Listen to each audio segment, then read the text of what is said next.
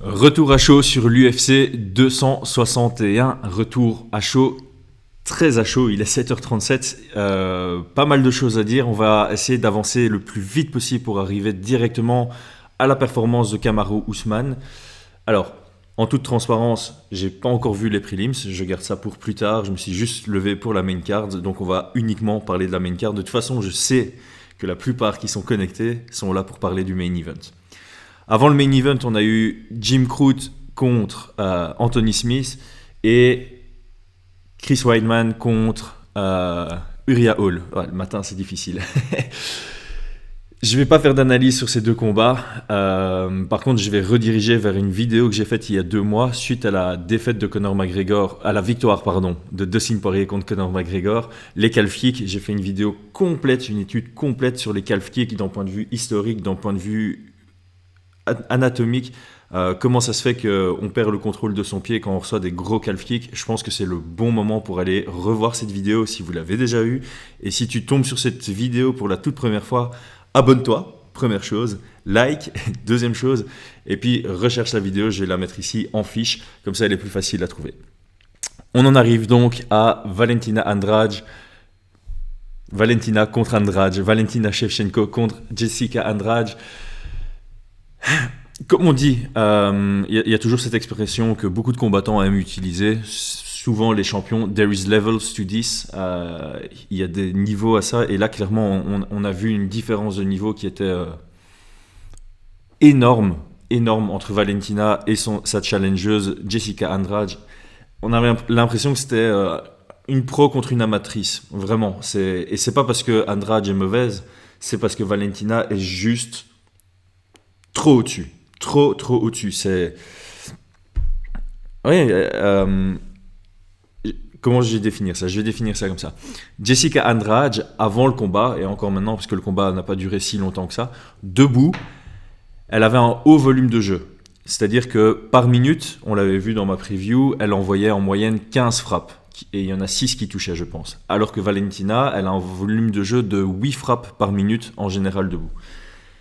Valentina a complètement nullifié le jeu de Jessica Andrade. Complètement. On a vu une Andrade qui n'était pas du tout comme d'habitude.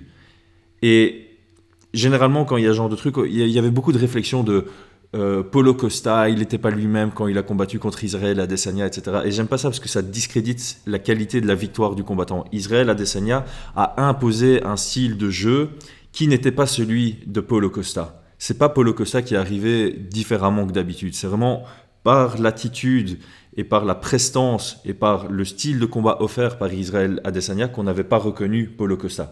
Ici, c'est la même chose. On n'a pas reconnu Jessica Andrade parce que Valentina est juste si forte. On en avait parlé avant le combat. Son contrôle de distance, sa compréhension de la distance est extraordinaire. Homme, femme confondu, c'est une des meilleures pour comprendre la distance en MMA. Elle a imposé, comme d'habitude, son kicking range avec des petits step back à chaque fois que Andrade essayait de rentrer dedans. Et au final, Valentina est une contreuse, c'est là où elle fait son meilleur taf.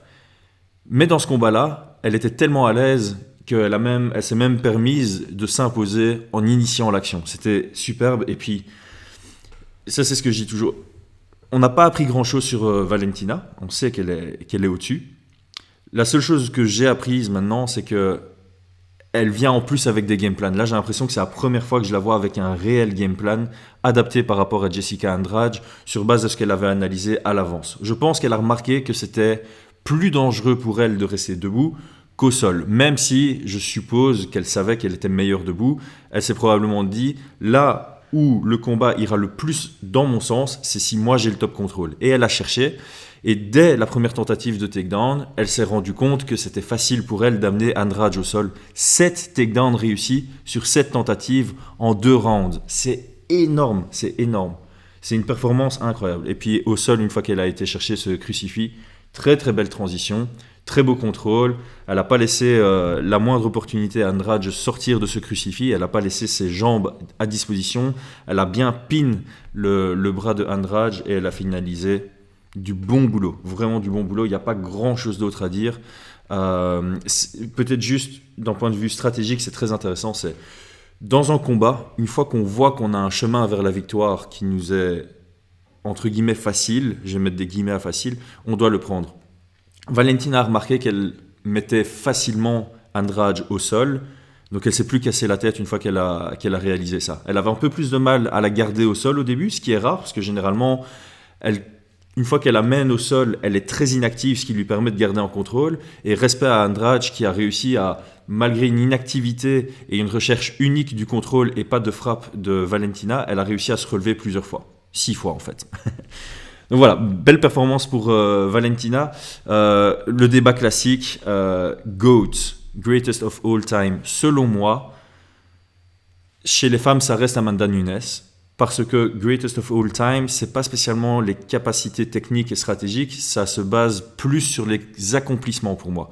Donc, qui as-tu battu au cours de ta carrière? Et la liste de victoires d'Amanda Nunes est plus impressionnante que la liste de noms que Valentina a affronté. Par contre, pound for pound, ça se définit plus par les techniques que la stratégie. C'est tout poids confondu. Alors évidemment, on a l'argument de dire Amanda Nunes a battu 2 fois, même si on peut argumenter, les deux étaient très serrés, Valentina Shevchenko, mais c'était dans la catégorie de prédilection d'Amanda Nunes et dans la catégorie au-dessus pour Shevchenko. Et vu que les combats étaient si serrés et que c'était dans la catégorie avantageuse pour Amanda Nunes, on peut discuter en disant que pound for pound, Valentina Shevchenko est au-dessus d'Amanda Nunes malgré les 2 défaites, parce qu'on peut éventuellement se dire, voilà, si c'était la division de prédilection de Valentina également, ça aurait donné 2 autres combats. On ne sait pas, de toute façon, ce sont des débats inutiles, je ne sais même pas pourquoi j'ai ouvert la conversation, mais comme ça vous avez quand même mon opinion. GOAT, Amanda Nunes, parce qu'elle a battu les plus gros noms dans les 2 divisions, les plus gros noms des bantamweight de l'histoire du MMA, et le plus gros nom featherweight de l'histoire du MMA en cyborg. Valentina Shevchenko, oui, elle a battu Joanna, qui a un énorme nom, mais c'était dans sa division, c'était pas en strawweight. Voilà, et là elle commence évidemment, elle domine tout le monde, mais elle n'a pas la chance d'avoir la même qualité d'opposition que Amanda Nunes a eu, et donc ce débat-là, il est clos. Greatest of all time chez les femmes, c'est Nunes. Pound for pound, ça se discute. Bref, combat d'après. Rose. Thug Rose. Et j'ai re-regardé avant de faire la vidéo, parce que je voulais éventuellement, comme d'habitude, montrer une séquence. Vous inquiétez pas, restez connectés. Il y a des séquences à montrer pour Ousmane. Par contre, pour Rose Namajunas, j'ai regardé, il n'y avait pas d'indicateur. Elle n'a pas envoyé une feinte avant cette frappe qui montrait que la main droite de Weili Zhang s'abaissait. Cette ouverture n'était pas là. Donc de temps en temps, ça arrive, même souvent, de temps en temps ou souvent, en MMA Pro, on voit de très belles choses parce qu'il y a un travail où on lit le jeu de l'adversaire, on trouve l'ouverture et on capitalise dessus. Ici, pas du tout. C'est l'instinct qui a fait le travail pour Rose Namajunas. Elle a envoyé ce high kick, il est passé, il n'y avait pas d'indicateur préalable qui montrait que si elle faisait un certain mouvement, ça allait créer une réaction chez Zhang et ça lui créait l'ouverture sur le high kick. Elle a juste senti le high kick, elle l'a envoyé, il était parfait. Le seul débat qu'il y a par rapport à ça, c'est le stoppage, mais je crois qu'il n'y a pas de débat. La seule qui débat là-dessus, c'est Weili Zhang qui râle parce que c'est early stoppage. Honnêtement, les gars, je pense qu'il n'y a personne en fait qui critique ce stoppage. Il devait arriver, elle était out. Peut-être pas sur le high kick. Sur le high kick, on voit qu'elle essayait un peu de se relever, mais sur le follow-up, elle n'allait pas revenir. Ça, c'est clair et net. Elle était out. C'est un très, très bon stoppage. Par contre, Joe Rogan, c'est déconné. Après Stipe contre Overeem perd par KO, il interview comme d'habitude le vainqueur et le perdant. Quand il interview le perdant, Alistair Overeem, il dit que Stipe a tapé sur sa guillotine. Ils regardent ensemble le ralenti en live avec des millions de personnes qui regardent et on voit pas de tap out. Et c'est un moment super awkward et super gênant. Et après ça, Joe Rogan a dit dans une interview « Plus jamais j'interviewe quelqu'un qui vient de se faire mettre KO ». Quelques mois plus tard ou quelques années plus tard, il fait l'erreur d'interviewer Daniel Cormier qui vient de se faire mettre KO par John Jones. Un moment assez difficile à regarder. Joe Rogan s'excuse après sur Twitter, je pense, en disant mince, j'avais dit que j'interviewais plus après le KO, je me suis laissé emporter par les émotions du moment, et en plus j'adore Daniel Cormier, je voulais pas le mettre dans cette position. Il s'en excuse, et là, il va interviewer Weili Zhang, et évidemment, en plus il insiste parce que Weili Zhang dit j'ai pas envie d'en parler, et après elle dit ouais c'est un early stoppage, donc il la met dans une position compliquée, parce que maintenant elle a dit devant des millions de personnes qui regardaient ça en live, et devant tous ceux qui vont regarder en différé, c'est un early stoppage, et je suis persuadé qu'elle va dormir, elle va revoir le combat, et puis elle va se dire ouais non c'est pas un early stoppage, c'était juste ma perception des choses sur le moment qui me faisait croire que j'étais bien. Et donc on l'a forcé à dire ça en live, et ça devrait plus arriver. Franchement ils doivent revenir sur la décision de Joe Rogan qui était la bonne, ne pas interviewer des combattants qui viennent de se faire mettre KO. Il a fait la même chose pour Masvidal, heureusement Masvidal c'était une bonne interview. Ok, on est parti. Masvidal contre Kamaru Usman. Alors, première chose, chaque fois que je fais une vidéo d'analyse sur Usman, il y a beaucoup de critiques, il est chiant à regarder, etc. Même après sa victoire contre Gilbert Burns, qui était incroyable, bon, maintenant, il faut arrêter, les gars.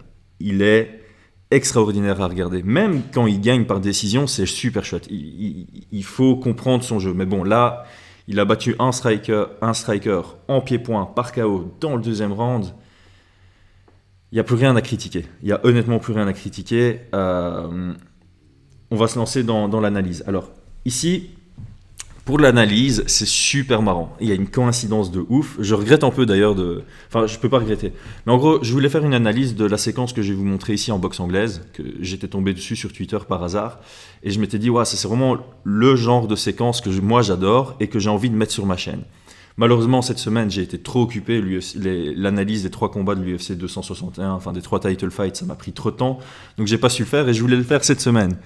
Et maintenant, avec la victoire de Kamaru Usman, c'est le moment parfait pour le montrer. Donc j'ai d'abord montré ce que je comptais analyser la semaine qui vient de s'écouler, et vous allez très vite comprendre pourquoi je le mets dans cette vidéo.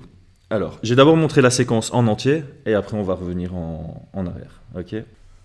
Bon, j'ai un petit bug sur ceci, je vous mets une pause et je reprends. Merci de rester avec moi. Je vous montre la séquence maintenant. Ça devrait fonctionner. Voilà qui fonctionne. Ok. Hop. Gros KO. Bon, certains d'entre vous vont directement faire le lien, d'autres pas. Alors, comme vous le savez, moi je suis un grand fan de lecture du jeu. Donc, hop, dans cette séquence, que voit-on ? Alors, il y a deux choses à laquelle j'aimerais qu'on fasse attention. C'est 3 choses en fait. Évidemment, le combattant qui gagne ici, ce qu'il fait et comment il lit le jeu. Le combattant qui perd, quelle est sa réaction sur l'action de son adversaire et le positionnement de pied. Je parle souvent de positionnement de pied. Si je veux envoyer un jab à mon adversaire, j'en parle souvent, désolé pour ceux qui sont abonnés à ma chaîne depuis longtemps, on veut que l'épaule avant soit alignée avec notre cible, c'est-à-dire généralement le nez de l'adversaire ou le corps. Pour que mon épaule avant soit alignée avec les cibles, il faut que mes pieds soient alignés aussi avec les cibles. Donc si je veux viser la tête de mon adversaire, on va le voir directement sur le jab ici. On va avancer un tout petit peu. Voilà. Donc là, on a le step in. Donc ça, c'est très important. Là, il y a une certaine distance qui fait que si le combattant du coin rouge envoie son jab, il ne va pas toucher. Il a besoin de couvrir cette distance avec son pied pour que son jab touche. Alors, on avance. Donc ici, il y a le pied qui avance et on vient envoyer le jab. Donc là, on n'a pas le bon angle, mais on peut vraiment considérer que l'épaule est alignée avec la tête. Cependant, il envoie au corps. Il envoie un jab au corps. Quelle est la réaction de son adversaire ? Un check hook. Okay, donc, sur le check hook, qu'est-ce qu'il faut faire ? Il faut d'abord ouvrir pour venir contourner et envoyer le check hook. Qui dit ouvert dit que tout ça est également ouvert. Donc, le coup au corps est envoyé, le check hook est envoyé. Le combattant en rouge, il a compris ça. Il dit, ok, j'envoie mon jab, mon adversaire, il envoie un check hook. Donc, c'est ouvert sur le direct. Regardez le déplacement du pied. Je vais revenir en arrière. Pardon. Hop, point important. Quand il déplace son pied ici, il est vraiment juste à côté. Vous voyez, il n'y a pas d'espace entre les deux pieds. Il vient planter son pied juste à côté de celui de son adversaire. Son pied avant, juste à côté du pied avant de l'adversaire. Sur la séquence qui finit, dans sa tête, il se dit c'est pas ma gauche qui doit toucher, c'est ma droite. Donc il ne peut pas positionner son pied au même endroit. Donc ici, quand il va partir, regardez l'espace qu'il y a. Donc de nouveau, hein, même espace, il sait qu'il doit avancer de cette distance pour pouvoir toucher, mais il ne va pas venir positionner son pied ici à côté, parce que s'il le positionne là, c'est pour son jab. Il va venir le positionner ici pour aligner son épaule arrière avec sa cible. On va avancer tout doucement.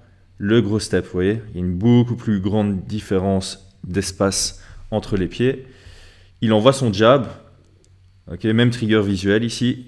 Pardon. D'ailleurs, c'est plus un crochet, mais peu importe. Le trigger visuel est exact. Allez. Le trigger visuel est exactement le même et la réaction va être la même.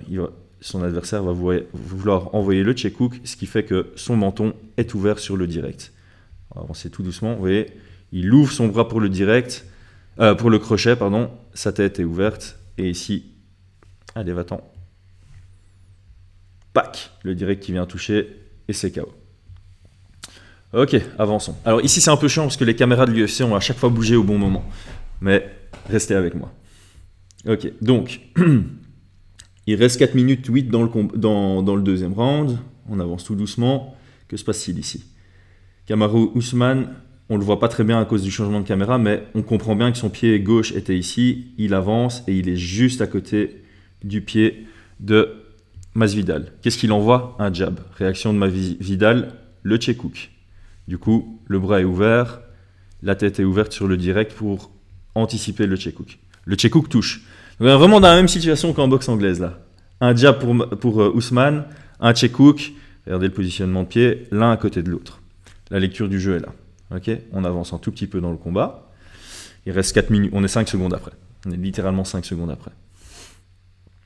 Ici, de nouveau changement de caméra. Qu'est-ce qu'on voit? Il n'y a pas de check hook, mais de nouveau, sur le jab de Usman, c'est un peu chiant. Ouais. Voilà, jab de Usman, les pieds sont l'un à côté de l'autre. Son jab est là.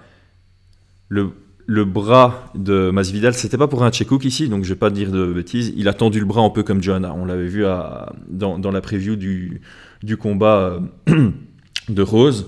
Mais son bras est tendu, l'ouverture au menton est toujours présente. Okay, on va avancer un tout petit peu. Non, il sait ça dans sa tête. Okay, l'ouverture est là. Regardez le déplacement du pied. D'abord le déplacement du pied, tout doucement. Voilà. Il ne va pas déplacer juste à côté du pied. Okay. Avant, il était vraiment ici. Il va dépasser un peu plus vers la droite pour aligner son épaule arrière avec sa cible. Là, même trigger visuel. C'est un crochet, pas un jab, donc comme en boxe anglaise. Mais le trigger visuel est le même. Réaction de Masvidal, exactement la même, ce qui laisse une ouverture au menton. On avance un tout petit peu, vous voyez, il y a vraiment la distance de pied ici. Le check hook qui arrive, et donc on fait un direct plongeant à l'intérieur du check hook, comme on a vu dans la séquence en anglaise. Et ça vient toucher la pointe du menton. Pac. Juste super. Donc regardez la distance. Hein. De nouveau, cette distance à couvrir, il va la couvrir, mais il ne va pas avancer tout droit. Il va avancer un tout petit peu sur sa gauche pour pouvoir aligner son épaule arrière avec le menton, la cible de Masvidal. Il sait que le check hook va partir. Du coup, il y a une ligne droite ici qui sera disponible et ça vient mettre le KO. Ici, je remonte juste sous un autre angle. C'est pour le focus de Kamaru Usman. Il cligne pas des yeux. Il sait ce qu'il veut viser et il attaque. Là. Regardez vraiment ses yeux toujours concentrés sur sa cible jusqu'au moment où il l'atteint. Là, ses yeux sont toujours dirigés par ici. Ils ne sont pas alignés avec sa tête. Ça ne suit pas sa tête, ça suit sa cible. Et je ne vais pas trop montrer, sinon l'UFC risque de tout casser. Ok, voilà, c'est tout pour aujourd'hui. J'espère que ça vous a plu comme d'habitude. Le petit like, le petit commentaire, le partage. Si ce n'est pas encore fait, abonne-toi. Et comme d'habitude, moins 15% sur Pride or Die avec mon code promo Chris15. Dernière chose, je sais que j'en parle beaucoup, mais je le fais exprès d'en parler à la fin de mes vidéos pour pas vous saouler. Donc déconnecte si tu as tout eu, il n'y a plus d'infos. Dernière info, il y a moyen de devenir membre de ma chaîne en payant une petite somme. Ça va de 99 cents, 99 cents à 4,99 €, 4,99 € par mois. C'est juste pour supporter financièrement ma chaîne. Ça me permettra d'acheter du meilleur matériel pour faire des vidéos de plus grande qualité. Ça me permettra de libérer plus de temps pour faire plus de vidéos. Et en échange, là j'ai fait notamment du contenu exclusif pour cet événement. J'ai analysé le co-main event, juste pour les membres. Donc voilà, si tu rejoins la chaîne, un tout grand merci à toi et bienvenue dans la chaîne. Si tu ne le fais pas, libre à toi. Aucune obligation, vraiment aucune obligation. Je suis déjà très reconnaissant que tu regardes, que tu likes, que tu t'es abonné et que tu commentes. À très bientôt, c'était Chris Genacht.